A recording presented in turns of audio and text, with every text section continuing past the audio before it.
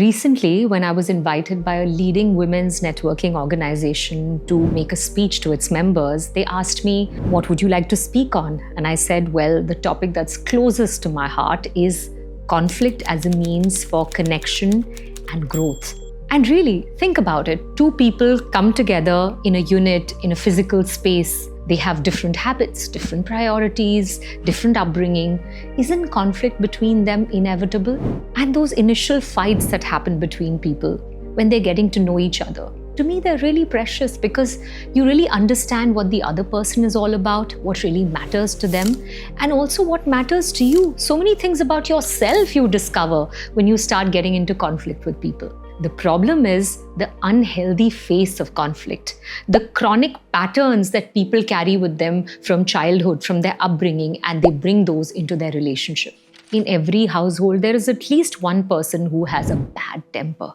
Everyone is wary of them and they're careful not to provoke them because it could result in a showdown. This person themselves, I'm sure, also feels very guilty and shameful about this habit of constantly getting angry. I'm sure they want a way out of it, but they feel like in that moment something happens to me, I just can't control myself. There's also one person in every household who's conflict avoidant, who will run away from any stressful situation. The problem with these people, even though they seem more peaceful from the outside, is that they never address issues. Things just keep getting shoved under the carpet, and disconnection and emotional isolation keeps increasing with these people, and they pay a huge price just for keeping the external peace of the environment.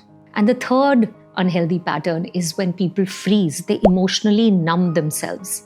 And the best way of doing that is to find an addiction to screen, spending hours watching Netflix, or going out shopping, or even work sometimes can be an addiction that helps you zone out your emotions and completely stay in that dissociated space. So all three of these are forms of emotional dysregulation. How do we then build this skill of emotional regulation when we've been without it for years? Any kind of change begins with setting an intention. So you need to set the intention that from today, you're going to start feeling your feelings and not be threatened by them. Since feelings and emotions actually reside in the body, one very simple and powerful exercise to start feeling your feelings all over again is to sit with yourself in a kind of a meditative exercise. You sit in a comfortable posture, close your eyes, and start taking deep, relaxed breaths. As you expand and contract your diaphragm, start observing yourself. Start observing any sensations of discomfort, tightness, tingling, and just observe it without any criticism.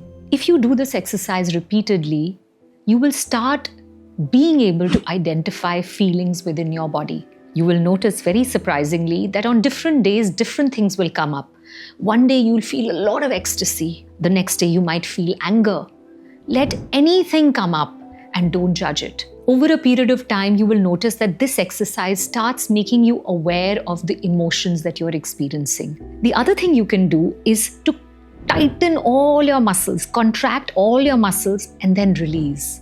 If you do this 5 or 6 times, you will notice that the emotions that are trapped inside your body will start coming up. Try this exercise and let me know in the comments what you felt after doing this.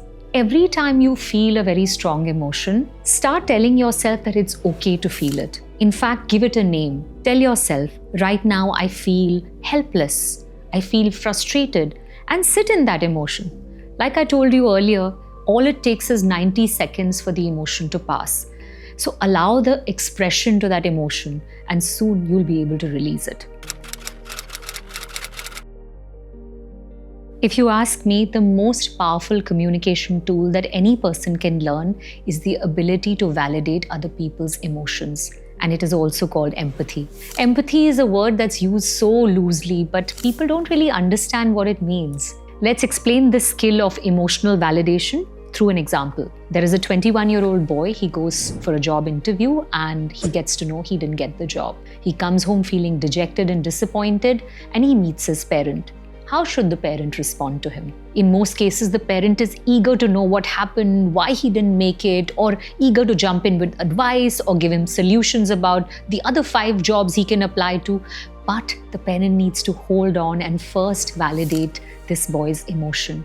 So they can say something like this, that this must be disappointing for you. You had worked very hard for this and this job interview meant a lot. And then just sit with the boy and feel a connectedness, a sense of presence. I think this will allow that boy to be able to experience that emotion fully and return to a state of stability. This is what conscious partners do. They validate each other's emotions. In a way, they tell each other that your feelings matter to me. I always tell my clients that the journey of changing yourself from within is hard, but there is really nothing more rewarding than this journey and nothing more important. I broadly categorize the healing journey into 3 parts. The first one is at the physical level. You heal your body so that you can heal your mind and soul. And how do you do that? You do that through healing your gut, through eating food that is sattvic in nature or that is easy to digest. And by healing your gut and knowing that there is a gut-brain connection, you automatically heal yourself in a holistic way.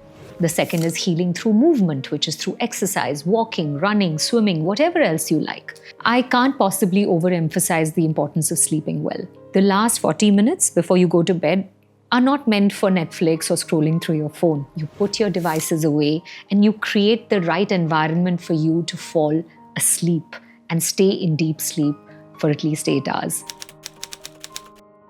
You can go to a counselor and get better guided, but essentially you can use something called the emotional freedom technique. You can use affirmations, you can use journaling, and there are so many methods available. You can look them up online or write to me and I will share them with you. Using meditative practices to really bring you into the present moment, to center your energies, to be able to shed the weight and burdens of the past and leave the stories of the past behind and come back to the present. And also to pray every day, to set intentions because the universe is always listening and the power of prayer is profound. Well, I hope this was helpful. Next week, I'm going to meet you with another super relevant video about relationships. Until then, bye.